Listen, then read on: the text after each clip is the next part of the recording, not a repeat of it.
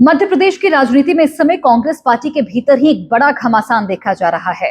प्रदेश कांग्रेस अध्यक्ष जीतू पटवारी द्वारा राज्य सरकार पर लगाए गए गंभीर आरोपों को पार्टी के ही वरिष्ठ नेता और पूर्व मुख्यमंत्री दिग्विजय सिंह द्वारा सिरे से खारिज कर दिया गया है।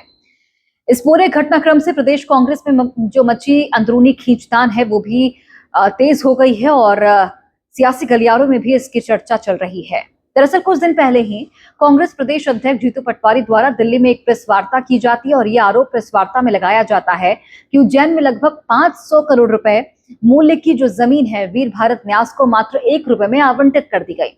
उनके द्वारा यह भी दावा किया जाता है प्रेस कॉन्फ्रेंस में कि इस ट्रस्ट के सदस्य मुख्यमंत्री के सांस्कृतिक सलाहकार हैं और मुख्यमंत्री को इस भारी अनियमितता पर जवाब देना चाहिए।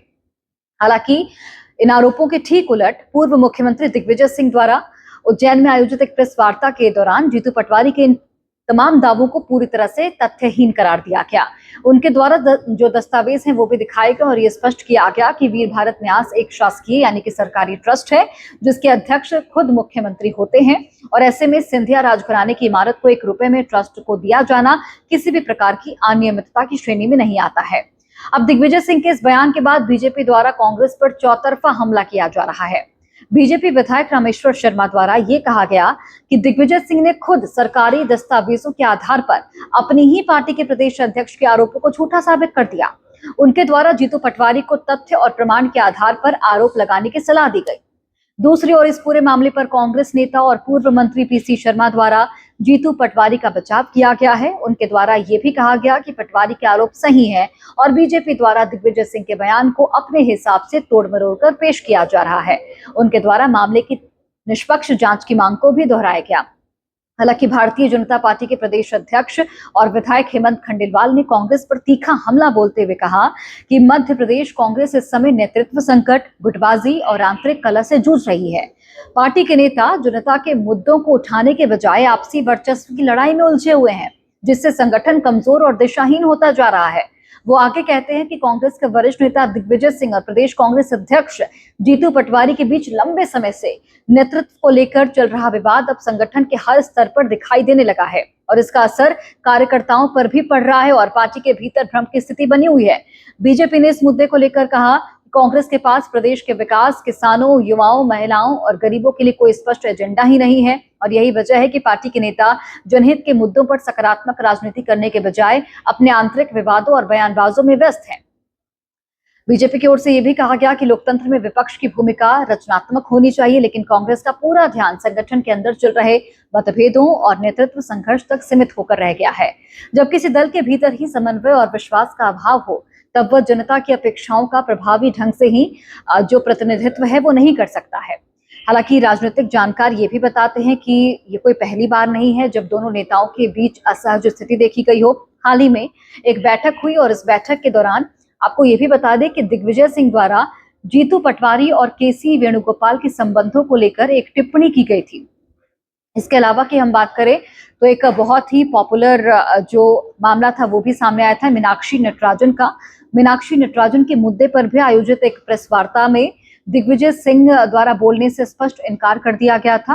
प्रेस कॉन्फ्रेंस के दौरान पूर्व मुख्यमंत्री दिग्विजय सिंह दरअसल किसी और को माइक देने की बात कहते हैं, लेकिन इसी पर हरीश चौधरी उन्हें रोक देते हैं। बाद में दिग्विजय सिंह हाथ जोड़ते भी दिखाई देते हैं इस प्रेस कॉन्फ्रेंस में और पूरी प्रेस कॉन्फ्रेंस में वो कुछ भी नहीं आगे बोलते हैं। ये एक वाकया सामने आया था और इसी घटना के विरोध में कांग्रेस कार्यकर्ताओं ने सड़कों पर उतरकर प्रदर्शन किया और हरीश चौधरी का पुतला फूंका। प्रदर्शन के दौरान कार्यकर्ताओं ने हाथों में तख्तियां लेकर नारेबाजी भी की थी। तख्तियों पर साफ लिखा हुआ था कि हरीश चौधरी हटाओ, कांग्रेस का सम्मान करो जैसे संदेश भी लिखे हुए थे। प्रदर्शनकारियों का यह भी कहना था उस दौरान की पार्टी के वरिष्ठ नेताओं का सम्मान कांग्रेस की परंपरा रही है और किसी भी प्रकार की अभद्रता बर्दाश्त नहीं की जाएगी। तो कांग्रेस कार्यकर्ताओं में देखा गया रोष। इस घटना को लेकर कार्यकर्ताओं में भारी रोष था। उन्होंने अपने पार्टी नेतृत्व से भी मामले का संज्ञान लेने की मांग की थी, वो भी हमने आपको दिखाया था और इस पूरे घटनाक्रम को लेकर राजनीतिक गलियारों में भी काफी चर्चाएं हो गई थी। कांग्रेस की गुटबाजी एक बार फिर से चूंकि सामने आई थी तो ऐसे में बीजेपी को भी एक बड़ा मौका मिल गया था। दूसरी तरफ एक और मामला सामने आया था। भिंड में भी कांग्रेस की गुटबाजी सतह पर देखने को मिली थी जब युवा कांग्रेस की जो जिला स्तरीय बैठक है उसमें युवा कांग्रेस के राष्ट्रीय महासचिव मितेंद्र दर्शन सिंह, जिला अध्यक्ष मनीष पुरोहित जैसे नेता शामिल हुए थे। इसके बाद प्रेस वार्ता हुई थी, जहां मंच पर लगे होर्डिंग से ग्वालियर अंचल 2 दिग्गज नेताओं के फोटो गायब मिले थे।